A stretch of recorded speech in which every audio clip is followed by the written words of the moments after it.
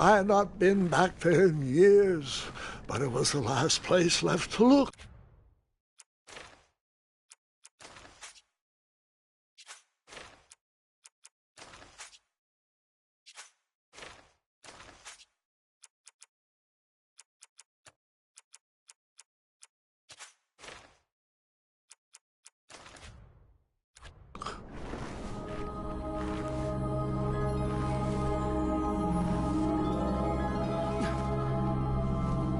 Those lost wishes weren't the treasure I was after.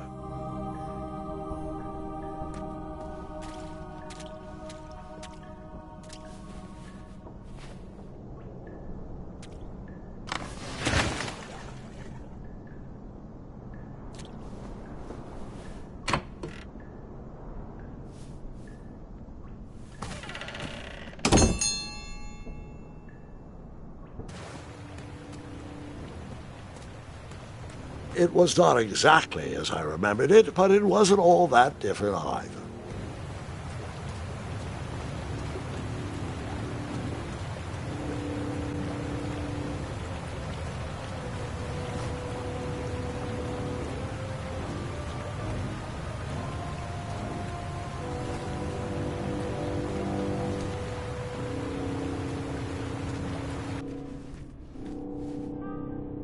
Two odd contraptions guarded the lost treasure. I would have to turn one and see what happened.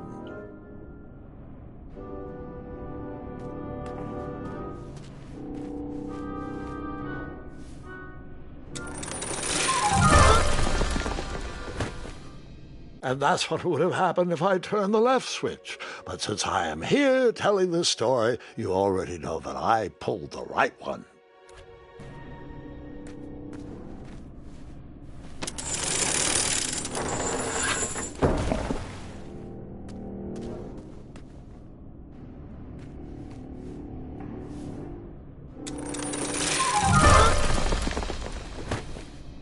And that's what would have happened if I turned the left switch.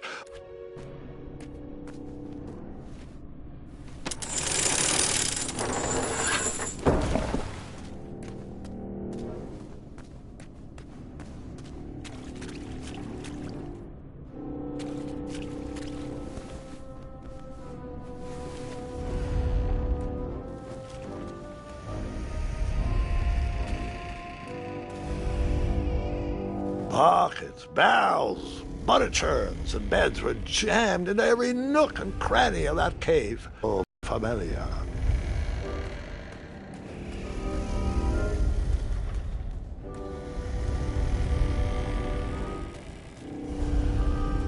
Even though the bed was very comfortable, this was no time to hide under the covers.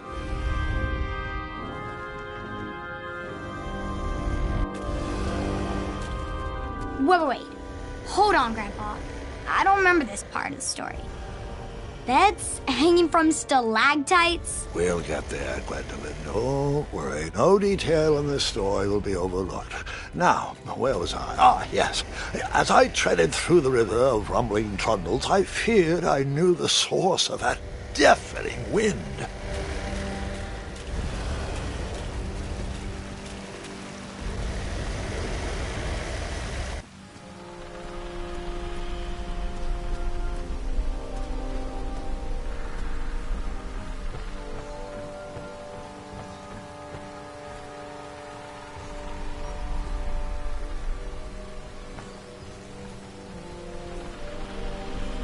Nestled beneath a slumbering pile of teeth and claws was... Fabled mirror. Oh, so you remember this part of the story. Well, dragons are my favorite. Do you want to tell this part? Yes. King Edward sent me, the greatest knight in all of Daventry, on a quest to return his stolen mirror.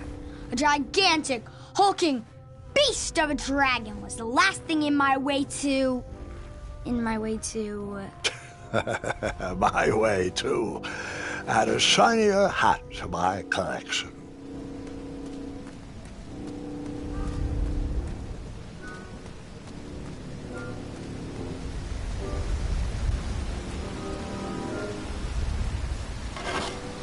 I tried to turn that crazy contraption, but it was missing a handle. Someone tampered with it, creating some silly conundrum.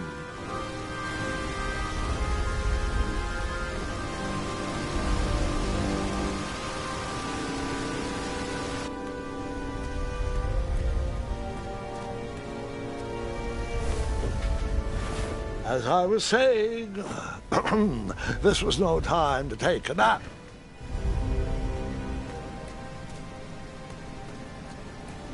Volumes of old books with foreboding titles clutter the shelves of that strange bedroom.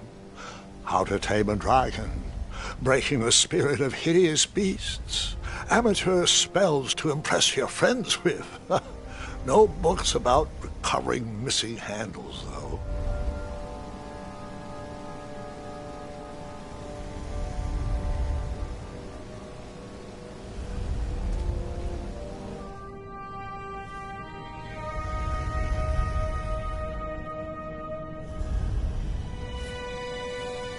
So, the missing handle was booby-trapped?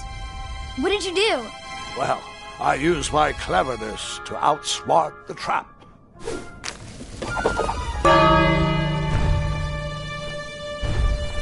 Then I used my cleverness to hide.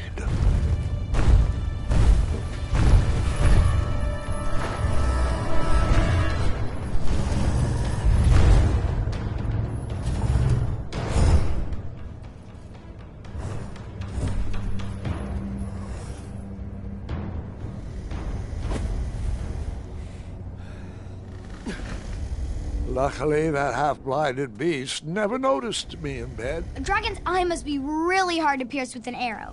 At archery lessons, I can barely hit a hay bale. It is indeed a feat only for skilled archers.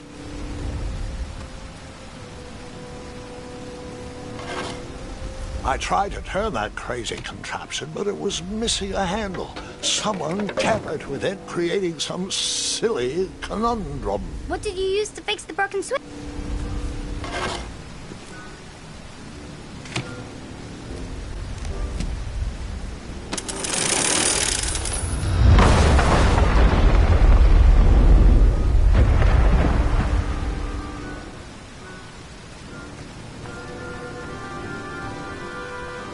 The dragon's chains were coiled around a gigantic switch mounted to the cave wall.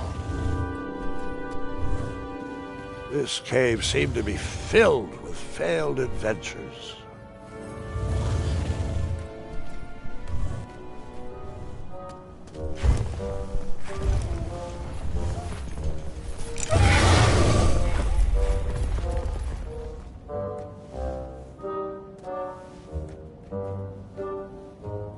After he briefly basked in the sun, the narcoleptic dragon went back to snoring. I probably sleep all day too, if Amira was my only friend.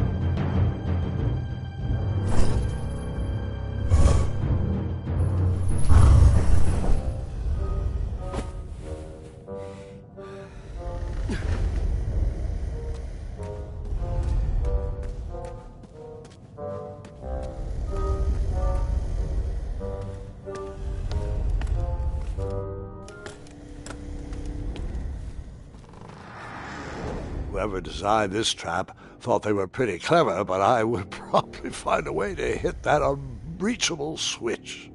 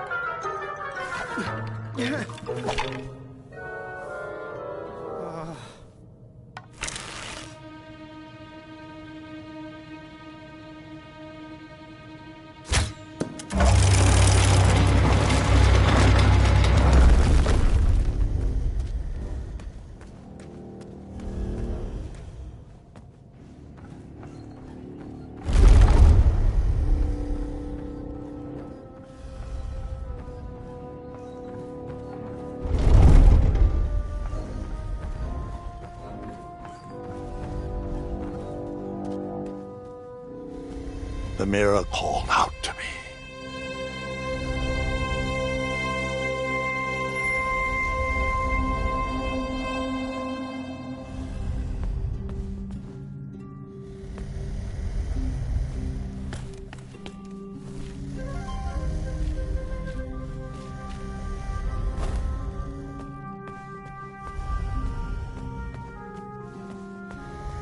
A ridiculous feeding contraption was cobbled together to keep the beast and probably its owner alive.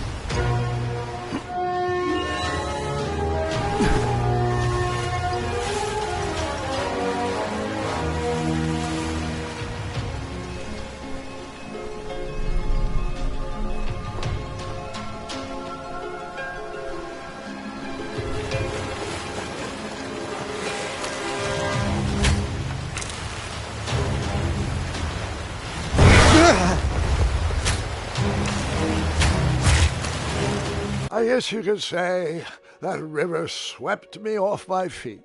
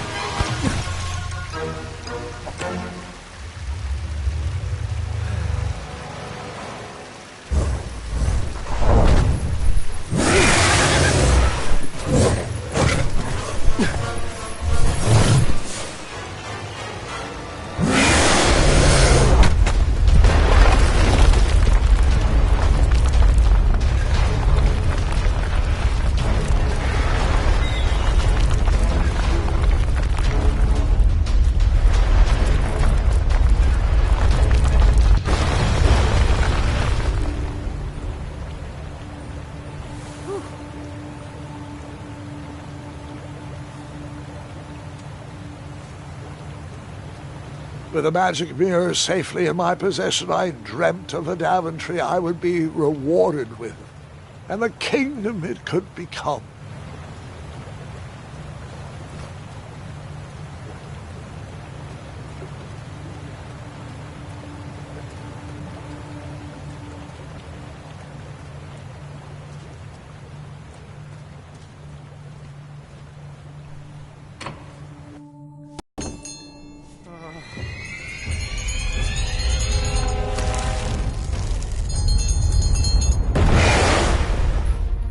Split second, I had three choices in front of me.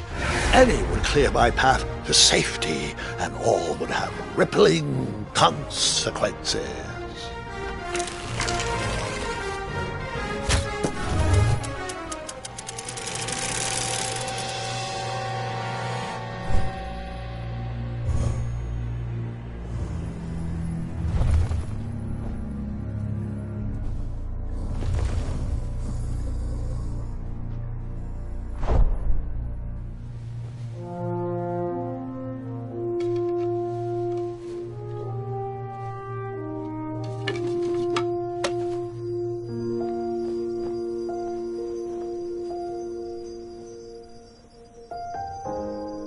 My hands were shaking and my arms could barely grip the rope, but with the last of my strength, I climbed out of the well and headed back to the castle.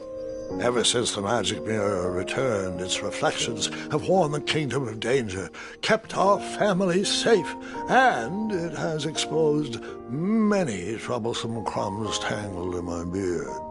Yeah. King Edward was so proud that you returned his lost treasure that he made you king. Everyone knows that part. Now, can we get back to that dragon? Gwendolyn, there is so much more to my stories than dragons. I hope this old cap will be remembered for far more than the action tattered across its brim, sewn into the seams of many hidden adventures. All right, let's get back to the dragon. Tell me everything.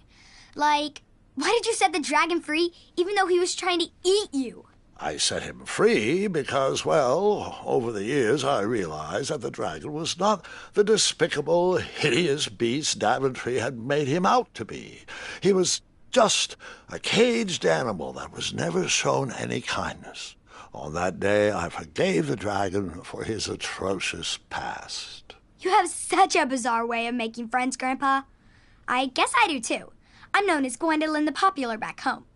But only to my stuffed bunnies. I've always found it best to pursue friends where I can, though they don't always feel the same about me. All right, you two. Grandpa needs to rest.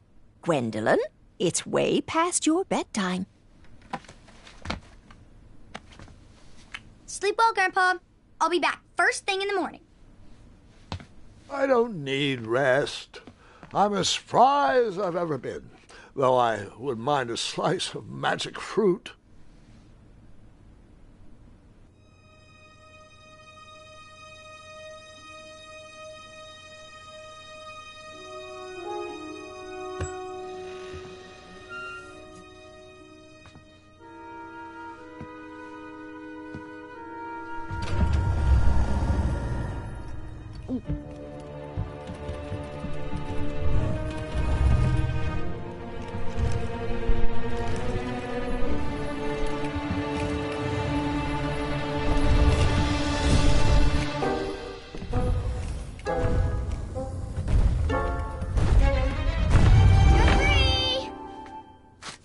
Roar!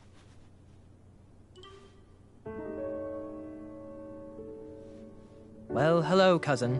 Guard! I'm glad you're finally here. He's been asking about you for days. I had to sit through the same story 5 times. We got here as fast as we could. And I like Grandpa's stories, especially the ones with dragons. Ah, yes, the legendary beast that he set free. I don't know if he forgets I've heard that story before or he doesn't care, but he loves telling it to anyone that will listen. I'm pretty sure I heard the nursemaids telling his same jokes in the hall. Have you heard anything the doctors are saying? Yes, doctors, wizards, magic elves. Grandfather is fine, Gwendolyn. They all say the same thing. He's just old. He still has a few good years left.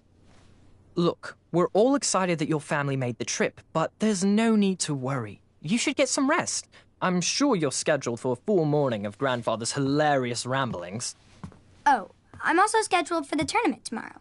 Ah, yes, the fencing tournament. You'll love it. I'm, of course, favored to win and will make sure you have the very best seat to view my victory. The courtyard will be filled with important people and delicious hors d'oeuvres. Oh, I'm actually competing in the tournament. I had no idea we were hosting a junior tournament. That's incredible. In that case, I will gladly be there to cheer you on and eat delectable appetizers. Nope, no junior tournament. I'll be squaring off against you. I see. Well, perhaps this is the time to stop listening to stories and finally make some of your own. Good night, Gwendolyn. Sleep well.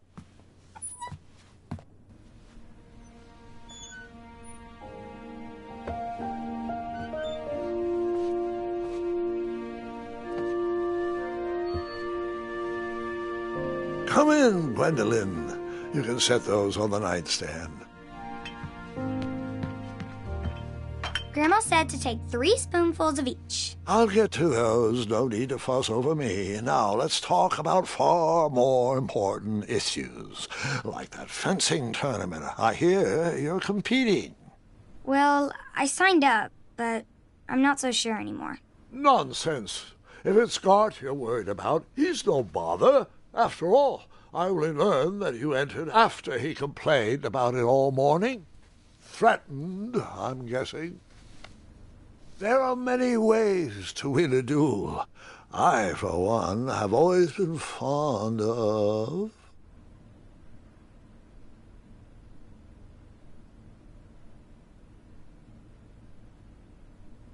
treating my opponents with respect. You'll be surprised what opens up to you. A lovely fellow once told me the fastest way to anyone's heart is through their stomach. Speaking of, that reminds me of a story, one I know you haven't heard before. When I was a much younger lad, before I was a knight, before I'd been to Daventry, and even before I had seen a dragon. It's a tale about a tournament that changed my life. It is a long story, but I shall tell it briefly. Well, Triumph, this looks as good a place as any to camp for the night. Let's rest up. We have a big day tomorrow.